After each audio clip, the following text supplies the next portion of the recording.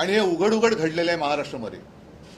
लवाद म्हणून आपल्या विधानसभेचे अध्यक्ष महोदय तिकडे जे काही बसलेले आहेत त्यांनी 2 वेळेला मग ते इलिगल असतील काही असतील पण मुख्यमंत्री यांना घरी जाऊन ते भेटले.